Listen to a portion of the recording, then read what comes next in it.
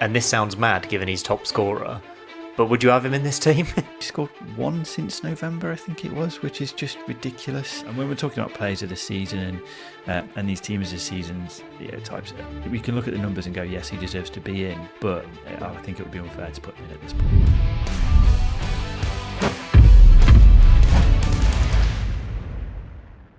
Hello guys, welcome to this week's Sportsman Untitled. I'm delighted to be joined by Gab Sutton as always, and our guest for this week is Justin Peach from the Second Tier podcast. I mean, what a weekend of championship action we've just enjoyed, Gab. I think there's only one place to start, isn't there? Leeds United, Elland Road, 2-1 up against Swansea, and they concede a vital goal to kind of lose top spot and lose a lot of ground in this promotion race. Yeah, absolutely. I think there was, for a large portion of the season, it felt like Illan Meslier and him being an error-prone goalkeeper looked like it might threaten to derail them, but it looked like it was more of a minor issue in comparison with how brilliant and how dominant Leeds United looked for two-thirds of the season, up until maybe those back-to-back victories over those promotion rivals that we thought was going to be huge for Leeds United. But then since then, they've dropped a lot of points, and it's starting to feel like at the high stakes point of the season, Leeds United maybe not being super clinical, other than the odd game like Cardiff at home where they scored 7, but B, Illan Meslier conceding those cheap goals at crucial moments. It looks like it's a bit of a cause of nerves for Leeds United in the run-in, and I'm not sure whether they get top 2 now. It's baffling. I've been so confident about them all season, Justin, but I mean, what must Leeds fans be thinking? 1 win in 5 now for them, and they just keep dropping silly points. Yeah, you're absolutely spot on. It's the silly points aspect, isn't it? You go back to that Sheffield United game that they won late. Since that point, Sheffield United have won 13 points. Burnley have won 13 points. Leeds have won just 6. It's such a downcast, isn't it? It's such a drop off, and quite incredible. But I think the point we need to sort of exemplify is the game management at times is really, really poor. You look at Swansea. This was a nice fixture for Leeds coming into it after the international break. Swansea not got much to play for. Got obviously Alan Sheehan, who's an interim manager, so again an unsettled period, if you like. This was one where they go in, win 1 or 2-0, professional job, and it's that. But they didn't make it the case, and we can point the finger at Meslier, but there's so many mistakes leading up to the Leeds, the Swansea goals that they're avoidable. And we talk about Elland Road, and we've talked about Elland Road being so positive, Gab, all season, and how they've been able to batter teams and put them under pressure. But at this stage of the season, it gets nervy, and it's not necessarily a benefit, is it? Yeah, I mean, this is the thing. It used to be that, Meslier would make the odd mistake, but it would mean they'd draw the occasional away game, which was fine because Leeds United was so dominant at home. Whereas at the moment, it feels like Leeds United are at risk of losing away games, like we saw at Fratton Park, for instance, and actually drawing at home, which is going to cost you in the run-in, especially with Burnley and Sheffield United producing such impeccable consistency, really. So I think those two having really reliable goalkeepers in James Trafford and Michael Cooper, respectively, I think in the high-pressure point of the season, that can be absolutely invaluable, having a goalkeeper that you feel like can be that safe pair of hands and somebody that you can rely on.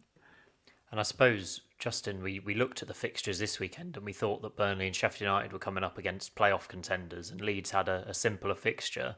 As it's turned out, they've won both of those games, and it's Leeds who have dropped points. Does it feel like quite a big pendulum swing this weekend? I think psychologically it does, yeah. I've for the past few weeks, I've been really banging the drum about Sheffield United being a street smart team who just look like they've got the mental edge over Leeds at the moment. And Burnley, I mean, they lost 2 games all season. They win a lot of games to 0. They don't concede many. Very obvious statements to make. But I think that, again, psychologically gives them an edge over the likes of Leeds, because you know that Burnley are going to keep opposition at bay, and it's just about whether or not they take their chance when it comes. With Leeds, even if they go 1-0 up, they take such a long time to kill a game. Opposition's always in there, and because you've got the Meslier factor as well, who we know can drop a clanger here and there. There's just an unsettledness, I think, with Leeds. Compare that to the likes of Sheffield United and Burnley, who Gab mentioned with goalkeepers. very good goalkeepers in Mike Cooper and James Trafford. If the opposition do break through a very almost impenetrable defences that Blades and Burnley do have, there are good goalkeepers there to stop it. Leeds are very good defensively, but not very convincing in the goalkeeper department. So again, I think that really does give the other two, Burnley and Sheffield United, a psychological edge over Leeds.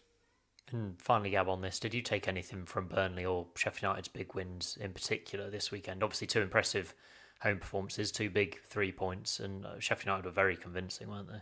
Yeah, certainly were. I think Hamza Choudhury was the one who stands out to me, Simon, because this is somebody who's has a bit of a Premier League experience with Leicester. He obviously helped the Foxes to the Championship title win under Enzo Maresca last season. For them, he was primarily a tenacious midfielder, but he also played that inverted right-back role at times to replace Ricardo Pereira. So that shows there's a real versatility about him and a willingness to embrace different challenges. And again, back to that more destructive midfield role for Sheffield United this season, he seems to have made a big impact. And that relationship with City Peck, where you've got Hamza Choudhury, who's a really tough tackling midfielder, and Peck, who's got a bit of that willingness to do the dirty work, but is also very progressive.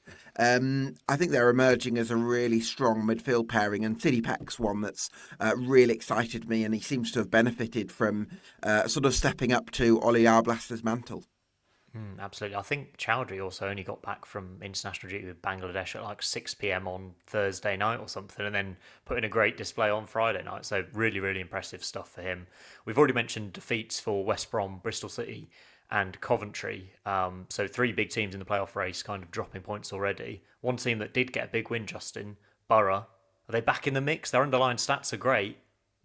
Yeah, but the underlying data's backed Borough all season, but they've not really lived up to the hype, if you like, and it has been a frustrating campaign for Michael Carrick and Middlesbrough to a point where it was looking like might lose his job. He got the dreaded vote of confidence, didn't he, from Steve Gibson? But I think what this performance against Oxford really did show, I think, to the masses is what Middlesbrough are capable of. They go 1-0 down, so I think Oxford were a little bit open. The game was a little bit open. Oxford had created a fair few chances.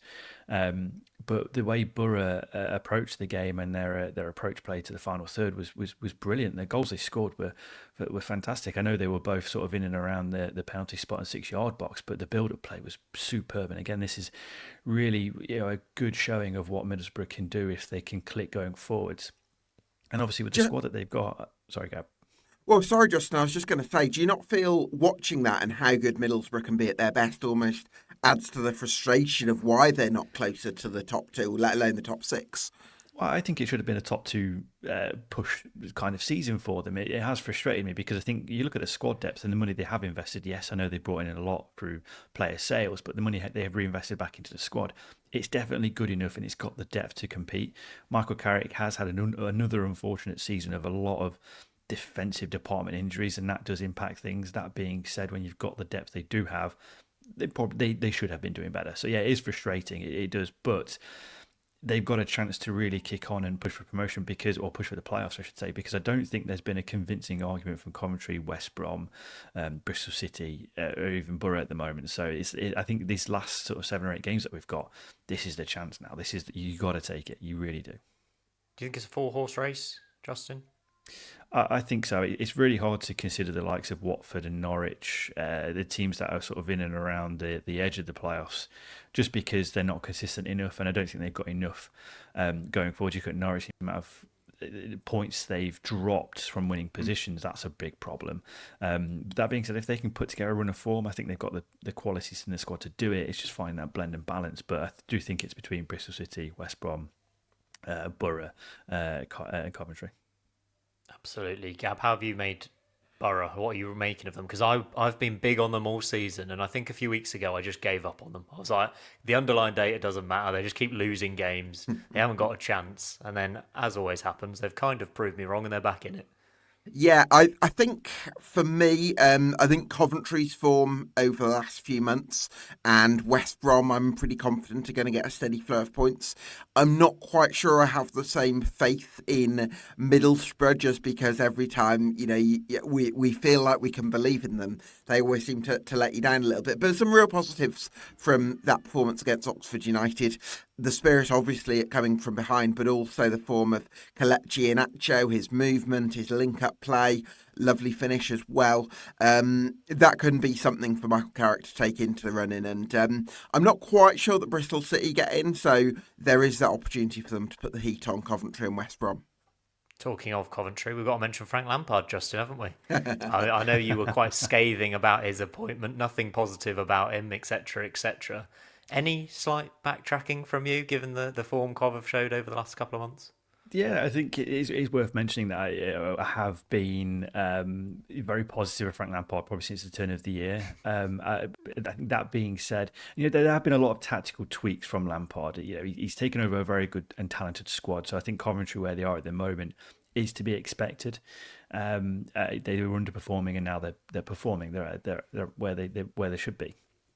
That being said, I think what we've got at the moment is he's coming under a couple of tests, and I don't think he's quite getting over them. You look at the Derby performance; that result was coming. I think if you look at the balance of performance heading into that with the wins that they were getting, the performance they did drop off, and chance creation was dropping off a little bit, and there was a bit more of a balance to their games.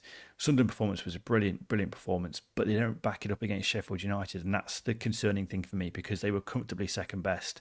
And again, I think the other concern for me is they didn't have an answer for Sheffield United at all. It was a very comfortable game for the Blades. I think when you're a team pushing for the top six, you need to lay a couple of gloves on your opposition, whoever you play. They didn't do that. And it was the same against Leeds as well. So that's the big concern for me. But how often are you going to come up against Sheffield United, Leeds, Burnley in a season? Only 6 times, but they have got Burnley next, so it's another big test. I think that's the interesting point, isn't it? The gap between the top three and the rest of the league is so... I think we're 24 points behind Sheffield United now. They're basically in another league completely. At home, it's been a different story. So at home against Burnley next is kind of the perfect test to see where we are at.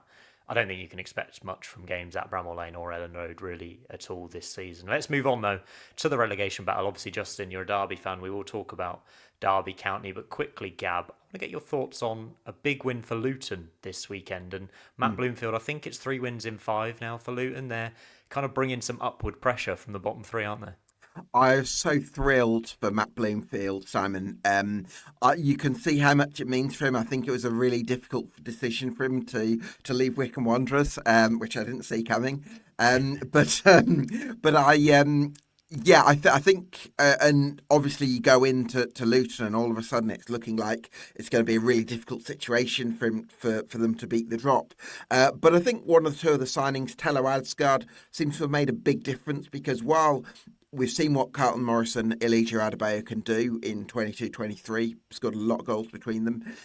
Neither of them are very mobile, and I think what Tello Adsgaard seems to be able to do, based on the evidence of Saturday, the victory at Hull, is make those third-man runs that just dilutes things a bit in the final third and create some space for those around him. And I think there's a real value to that, and that seems to be helping Luton Town from a chance creation perspective. So that's the one thing that I kind of took away. I think it was a great first half from Luton, came out of the traps really strongly, created a couple of really big chances. Second half, they had to dig in because there was a lot at stake for Hull as well. But that was a huge victory that not only closes the gap between themselves and the drop zone, but also they've gained 3 points on Hull. They've gained 2 points on Cardiff. That's a big weekend for Luton Town. Absolutely. Hull's home form continues to worry pretty much everyone, Justin. It feels like with Luton, they've kind of gone back to basics again in the nicest way for Matt Bloomfield. You just see this team as like a 3-5-2 with Carlton Morris and Adebayo up front. And that's what he's gone back to, even though he tried a few different things when he came in. And it seems to be paying off. Yeah, it does. I think defensively they look more assured. They look a little bit more organised. It doesn't feel like there's a man spare at the back post all the time now. I know we're only a few games into this nice run of form, but they've started to build a lot of positive habits. And you need those going into the final third, because some of the goals they were conceding defensively were a complete shambles. They really, really weren't. It was the same every week. It was really, really frustrating. And, I think, at times it looks like there's been a lack of leadership and, a lack of mobility and energy, but it seems to be restored, and that's not an overnight thing. Matt Bloomfield's been doing the right things over the past few weeks, but you are right. It feels like the basics are now being reached, and I think Luton, out of every team in the division, it's in their DNA to do the basics better than everybody else. And if they do that better than everybody else, especially down at the bottom of the table, with the quality that they've got in the team, that's going to come forward. Probably wasn't the case against Hull, because obviously the way they won the game, the way they scored was a bit fortunate. It was a pretty drab game from an outsider's perspective, but you'll take those all day, absolutely. Absolutely, and they're not the only good team in form at the bottom three. Obviously, Derby County, 3 wins on the bounce under John Eustace, really looking quite strong, including that win over Coventry you've already mentioned, Justin. What's changed under John Eustace? We were all kind of surprised he took the job, but there's no questioning his ability as a manager. It's been a switch to a 4-2-3-1. Marcus Harness is getting into the box a lot more. I think as well, there's a lot more. If you look at the sequence of attacking play, it's still not fantastic. I think one thing I'll credit Paul Warne for is instilling a really good defensive mindset in that team. They are a solid outfit. Yes, I know they've not been keeping a hell of a lot of clean sheets, but they're one of the more difficult teams to break down in the division. They're a very stubborn team, and that's a really good principle to have in your in how you play. But I think going forward, that's obviously been the problem. But what John Eustace has been doing, he's been getting fullbacks overlapping. He's been creating overloads in wide areas. That's been able to allow the Derby to get to the byline and put more balls in the box, and they've been dangerous. They brought in a set piece consultant as well. Obviously, they've got Steve Round, the ex Arsenal assistant manager. He's there as on a part-time basis. Mentioned that set piece consultant, which seems to be doing the business. Obviously, you go to Plymouth. We scored from 2 long throws. I've not seen Derby score from a long throw for a long time. It really was a throwback. It was brilliant. But there's just a bit more innovation in how they play. Marcus Harness, again, I think is the main example of it. He's getting into the box, and he's one of several players, bodies in and around the 18-yard box, and that's the key thing. They're just overloading areas which they haven't done all season. And they've got a midweek game coming up at home against Preston. Gab, chance to move out of the bottom 3. How are you feeling about their survival chances right now? Quite encouraged. That 3-game winning streak, I think, was huge for the Rams. Off the back of the 4-0 loss at QPR and the 1-0 home defeat to Millwall when John Eustace was still getting to grips with his side. But you could see performances are gradually improving. And then that 3-game winning streak was really a sign of how quickly John Eustace has been able to implement the basics really on this Derby side, and I'm really excited, whether it's League One or the Championship next season, about what John Eustace can do at Derby County. Bit of a long throwback, I think you'd have to call it, at Home Park. That's a golden pen opportunity there. But no, I think with the likes of Ebou Adams has really impressed me this season with his form for the Rams. Certainly, they've looked really solid defensively of late under Eustace's coaching as well. So, I think that's and Jerry Yates up top as well. So, I think Derby County have shown some real signs of life of late. Justin, if we're predicting as best we can the bottom 3 right now, it feels like every time you think a side is done and dusted, they put together a run of wins, perhaps Plymouth aside, and there's teams still getting dragged into it. Another massive win we should mention for the likes of Stoke and Portsmouth to kind of boost their chances this week, but defeats for Oxford and Hull, Cardiff drawing. It's getting difficult, really difficult to call, isn't it? It is, and that's the beauty of the competitiveness of the Championship, isn't it? We are sat now where I'm confident about Plymouth, and that's just about it. Luton, again, if they do the basics better than everybody else, they've got the quality to pull themselves out of danger, absolutely. And Derby, with John Eustace, they've got a manager who's probably a little bit more. It's got a little bit more about them than maybe Omar Reitzer at Cardiff. Others, but again, it's competitive. I can't put him ahead of the likes of Gary Rowett or Ruben Sellers, because I really do rate those two. But you're looking at who's mentally got the edge here. When you're coming into this stage of the season, it's really difficult. Cardiff are a team who, you go to the game on Saturday against Sheffield Wednesday, they had a real opportunity to put the game to bed, and they didn't, and they got pegged back, and they dropped points needlessly. They're a team that I do really worry about. Hull, they look brilliant in one game, and the next game they're very, very flat. Again, it's that consistency that they're struggling with, and again, that could be a mental. From a mental point of view, psychologically, that could be the thing impacting them. I want to throw QPR into the mix, because I go to their game against Stoke on Saturday, and I think if they repeat that type of performance again and again this season, they could see themselves in a bit of bother. I wouldn't predict it just now, but it's one of those alarming performances that at this stage of the season you really don't want. Yeah, absolutely. I mean, I was just looking at their fixtures there, and they've got Cardiff and Oxford in their next 2 games, QPR. So that could decide if they're going to be in the relegation battle or they're going to be well clear of it. Gab, we've kind of talked about points totals a little bit and thinking that it might only take a low points total to stay up this season. My mind's changing now with Derby and Luton in a bit of form. What kind of points do you think we're talking about for safety right now? It's a great question, Simon. I think I back Derby and Luton to put together a strong run of form, and there's nobody outside the relegation zone at the moment who I feel like they're going to capitulate.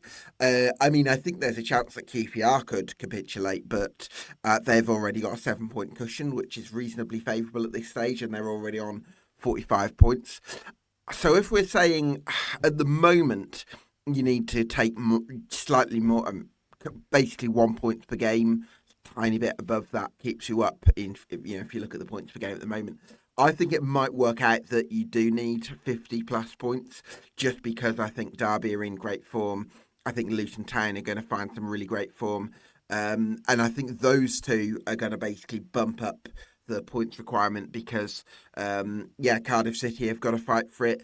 Hull, I do like Ruben Tellez. They've actually taken 7 points for the last 5, so it's not like they're in bad form. Oxford United under Gary Rowett, I would expect them to keep some clean sheets between now and the end of the season. Stoke put in that really vibrant performance at the weekend with Bejan Ho in really good form, and Portsmouth seem to be sailing away as well.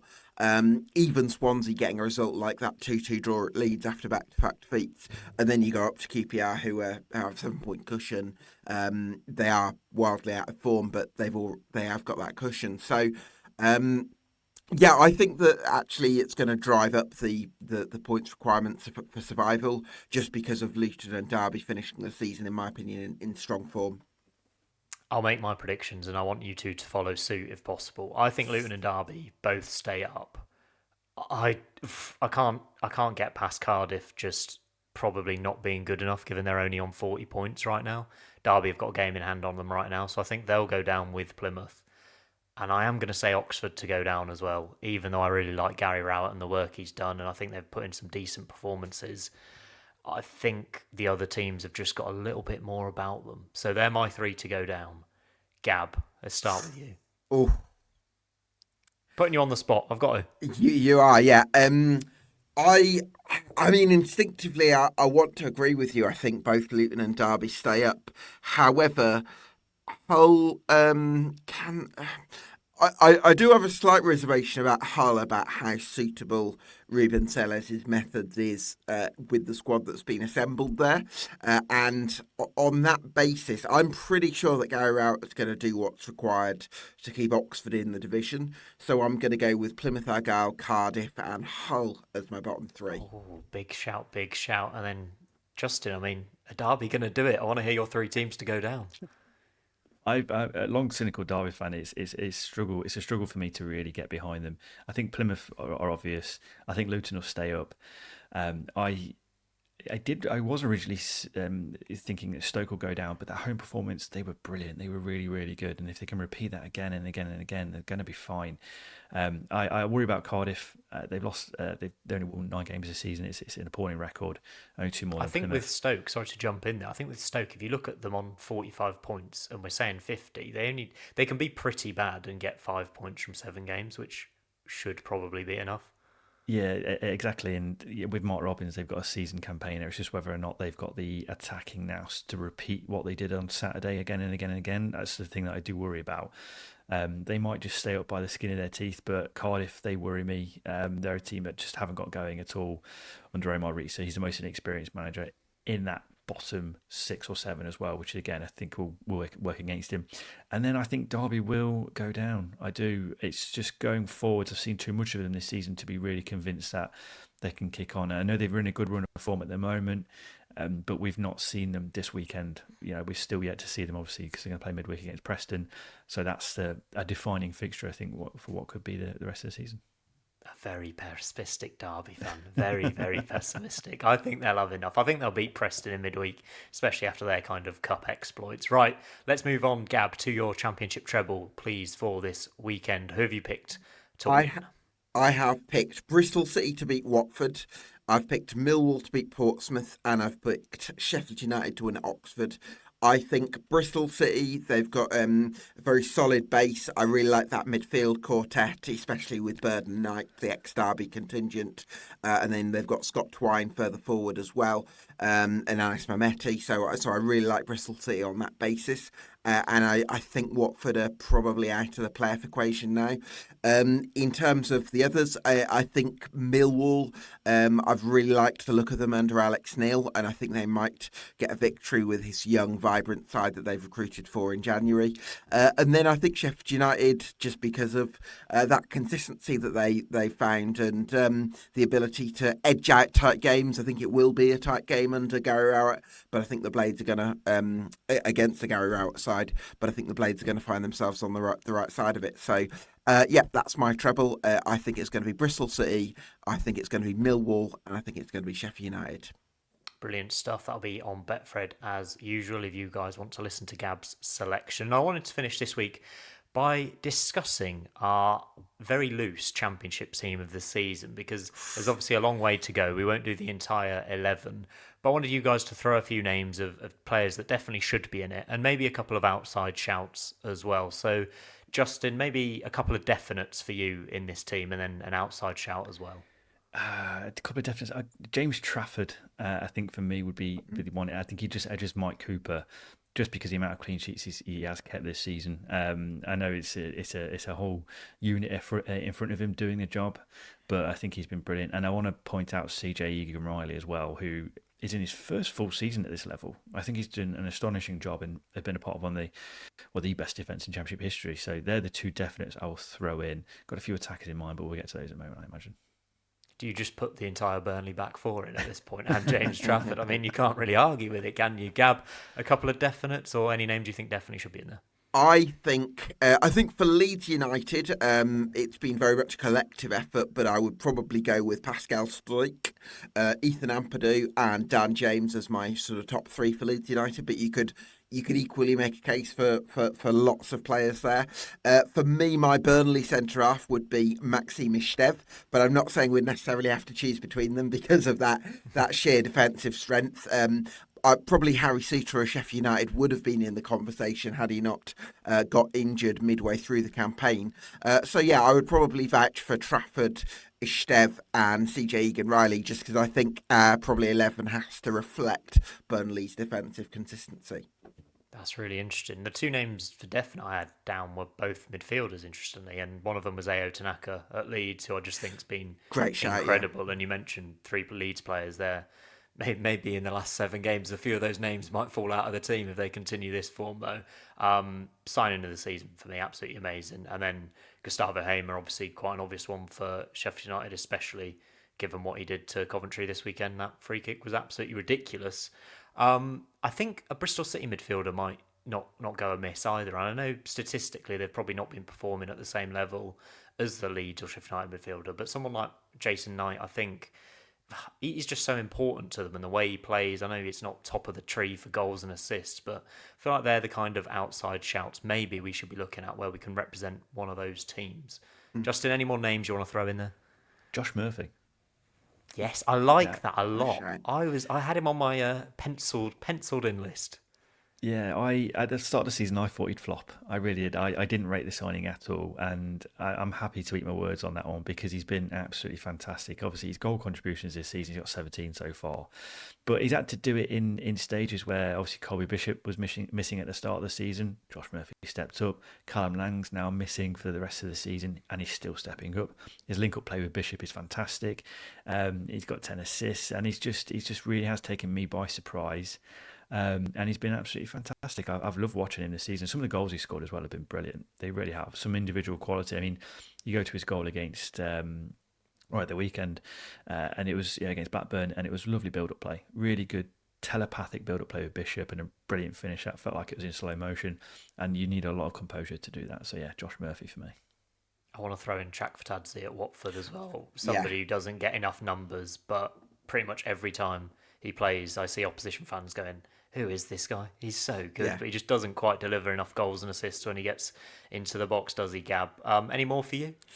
Josh Sargent of Norwich for me. I think Has he played enough? Has he played enough to be considered? Well, he had a stint around sort of early winter or late autumn where he was injured. But other than that, I probably would say yes.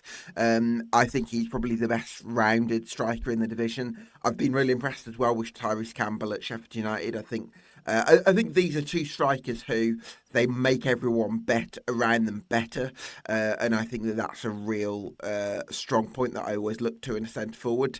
Obviously, Campbell's only more recently come into the Sheffield United 11, but for me, Josh Sargent has been the best striker in the division. I think Finn Azaz has been amazing as well for Middlesbrough. Justin, I want to ask you about Borja Sainz, and this sounds mad given he's top scorer, but would you have him in this team? I don't know, because I think if you make it on the first half of the season, absolutely. But he scored one since November, I think it was, which is just ridiculous. And a really bad run of form. I know he missed a lot of games through suspension, but I think since he's come back, he's not really got going. And Josh Sargent's really stepped up and got amongst the goals. But I think it's probably maybe he's inflicted by Norwich's inconsistency as a team more than anything. But even in that, when Norwich weren't quite performing at their best earlier on in the season, he was still stepping up and doing something ridiculously spectacular. But we've not seen it very often. And when we're talking about players of the season and these teams of the seasons types, we can look at the numbers and go, yes, he deserves to be in. But when you're not performing consistently since November, because he really did throw the numbers up until then, I think you maybe drop off a little bit, and I think it would be unfair to put him in at this point. Really difficult one, isn't it? Especially when you look at some of the other performers in those attacking areas. The only Cov name I'm throwing in there is possibly Jack Radoni, given his numbers in terms of goals and assists and his influence on the team, especially under Frank Lampard. But you have to stay tuned for the end of the season where me and Gab actually nail down our Championship 11. But those are a few of the names we're probably going to talk about a little bit more. Gab, did you have a corner of concern for us this week? We could potentially discuss QPR if you want. Well, QPR we can discuss. I was going to suggest Blackburn Rovers because go for it. There's a lot of concerns around key off-field figures. There's a lot of concerns around the Venkies. I think Blackburn Rovers fans feel a little bit neglected and a little bit almost confused about the fact that the Venkies don't seem to have a huge amount of interest in the club, and yet on the other hand they're not selling it, and I think that's a difficult one for a lot of Blackburn fans, and I think a lot of the heat's been applied to some of the key off-field figures at Blackburn Rovers as well. So I think it's a tough moment for them. Not helped by the fact that it hasn't been a great start for Valerian Ismail since replacing John Eustace, who left for Derby, and the fact John Eustace did leave for Derby in a completely different end of the table, I think is a bit of a concern for Blackburn Rovers fans as well. So, they're a club that I'm worried about. Obviously, they're going to be staying up this season, and they've been in the playoff scramble, more of it. But I'm in terms of the short term or mid term future, I guess, in terms of next season and beyond, they're a club that I've got a bit of concern around. It feels like, and I know we discussed them as candidates for relegation in our pre-season preview, and obviously they exceeded that with John Eustace, but it feels like they're probably going to be one of the favourites for relegation again next season, Justin. Yeah, I think what that does is just exemplify how good of a manager John Eustace is, because he was overachieving with this Blackburn team, and I think they are dropping off into a position where they probably should be, and probably more effective the squad that they do have. But yeah, you do have to feel for Blackburn fans. They are trying to force the agenda across by obviously they mentioned they didn't want certain board members to attend games anymore. And I think that's just an indictment of where they're at emotionally and the lack of communication and direction the club's currently given to supporters, because at the end of the day, supporters are the lifeblood of every football club. If you don't have them, it's just things become soulless and pointless almost. So you've got to really start to address these things, and I think Gab makes an important point. If the Venkies aren't investing any more money, why aren't they selling the club or opening up for a further investment? It doesn't make much sense. So yeah, you've got to really feel for Rovers fans. It's for a season that promised a hell of a lot. It really has dropped off massively. a really nice positive note for us all to end on. I think that was Justin. Nice one. Please make sure you like and subscribe. We're back every Monday with a new episode of Sportsman Untitled talking about the Championship. Let us know down below if we've missed any key players that you think should be in our Championship team of the season when we do discuss it. Do you agree with Justin that Borja Sainz shouldn't be in it even though he's top scorer? Like and subscribe as usual, and we will see you next week on the Sportsman Untitled.